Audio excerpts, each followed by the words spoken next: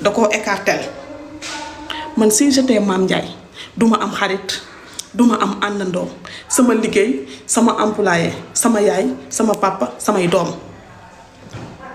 parce que bi mu toogee moo ngi nii ñoom ñii nii ñëpp di wax képp ku génn di jëfaru maam mës na la teral loxo bi lay sexal bul ko màtt ñoom ñii ñëpp xëy wan Mame Ndiaye ginnaaw maam teral na leen plusieurs fois ku ci nekk boo demee sa kër amoo loo bii nga ñëw ne ko Mame Ndiaye aw ma bii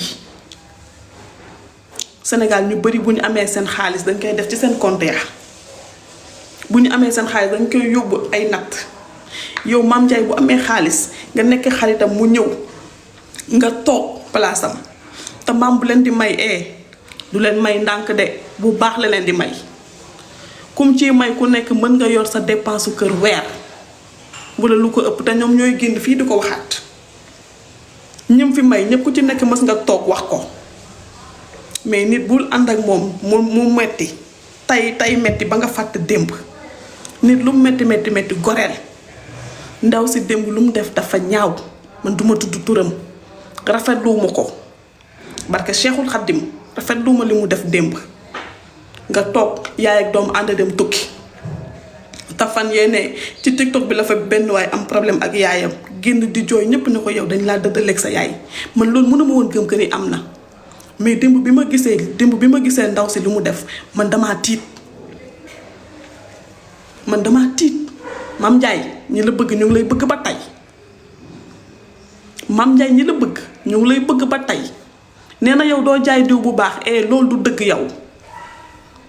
man samay xarit ñu si bëri Mame Ndiaye moo leen di jaay diw parce que Seydina Mouhamed man am naa fii xarit Yoof mu ne Mame Ndiaye da koy jaay diw ma weddi ko keroog ba livreur bi di ñëw dafa vidéo livreur bi mu wan ma ko ne ma Khadija lii su ma la ko waxoon doo ko gëm mun ma livreur bi commandé naa 4 jours laa fay livreur bi tey lay door a ñëw kon cela veut dire que Mame Ndiaye mi ngi jaay ay nit ba tey te ñu ngi diw te amuñu problème et ay naxe mbaay du yàggee nii maam bu doon jaay diw ak biir tin ak biir ñoo yem biir lu ci dugg te baaxul dina sonal morom wala mu génn tin tamit même chose ku la jaay diw te diw bi baaxul sa peau dina yàqu dermatologue dina am ci yow yoon ñu waxante dëgg nga toog naan maam sa diw baaxul kii sa diw baaxul kii la diwam baax mais ku diwam baax yow yaa koy wax yow xeesaloo yaa ngi ñuul kuku sa teint noir nga conservé diwu maam baax na wala baaxul danga ko xam yow danga ko mës a diwoo danga mës a sangoo saaboom mosoo jënd diwam mosoo jënd benn produit lii nga soxla woon am na yoo xam ne dafa ñaaw arrêté leen soxor amul njëriñ soxor noonu borom la chaque jour nga toog ne yow sa xol dafay tàng chaque jour nga ne yow sa xol neexul sa xol dafay tàng mais kenn mënu laa bégal kenn mënatu la bégal yow su fekkente ne yow Mame Ndiaye mi ànd ak doomam dem tukki loolu tàng na sa xol bii kon yow li lay bëggal ñun xamuñu ko man dama foogoon ni situation yi mu nekk lay wax ne loolu mooy tàng xolam heure booy live nit ñi di jënd nit ñi di yërëm di la jënd di tapoter di la defal di la dugal ci di la delloosi sa xel kii dagg billet d'avion ànd ak doomam dem tukki pour vacances fii ñu siiwul ñi sax ñaata nit ñooy ànd ak seen doom yi dem voyager ci ñu siiwul ñi rek ñaata yoon da nit yi parents dagg sa billet d'avion ñaar ànd ak sa doom ngeen dem photo wu ñëwaat et ça fait plaisir parce que maam li mu am yàlla moo ko may nit dangeen koy nangul ngeen ñaanal ko jàmm ngeen yéene ko jàmm tax bu dee benn fan la sax mës na sëkk ak yéen teraanga bu dee benn fan la sax benn fan mës na ko sëkk ak yéen teraanga ngeen arrêté ngeen bàyyi li ngeen di def yenn yi dafa ñaaw dafa salte Mame Ndiaye tànn na live wax na ba mënatul wax parce que Mame Ndiaye dañ koo tooñ man fii laa toog di def vidéo man balaa maa pare vidéo Mame Ndiaye tànn na live te pourtant li mu wax dëgg la fi ngeen jaar ak man du ma nangu ngeen jaar fa ak sama doom li ngeen may di wax def may génn di wax sama doom du mës a wax parce que maam ku ko xool xam ne kii yar na doomam li Aline Mbaye Nder doon wax waajur bu nekk boo sañoon sa doom moo lay gën et boo nekkee chef de quartier dangay ñaan yàlla nga am doomu premier ministre wala doomu président doo ñaan yàlla am doomu boo xamante ne da lay féete ginnaaw jamais. Elle l'a bien dit nee na man damaa réew dama bëri wax mais duma nangu sama doom mel noonu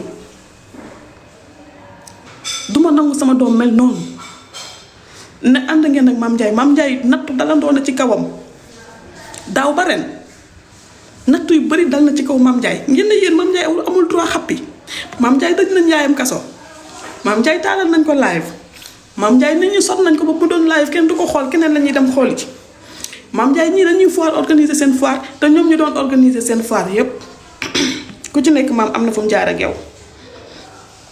et li may wax nii dama koo xam de Mame Ndiaye teral na ay nit man ba teral man sama deret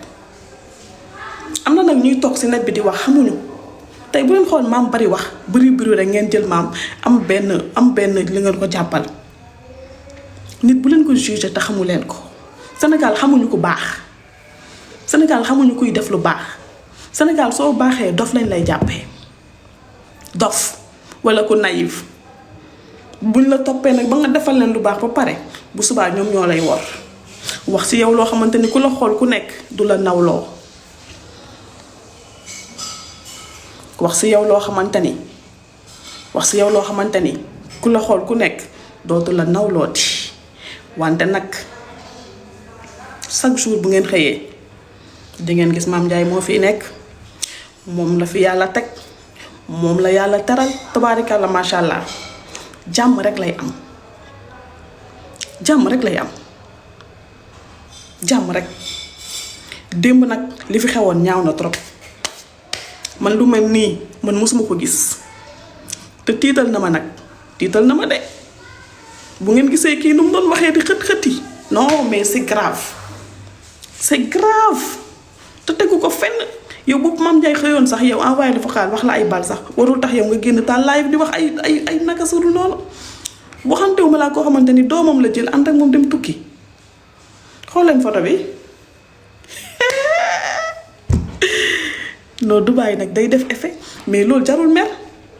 man su Mame Ndiaye demee tukki ànd ak doomam te metti na ma wala bëgg naa ko mais man tamit damay dem jënd billet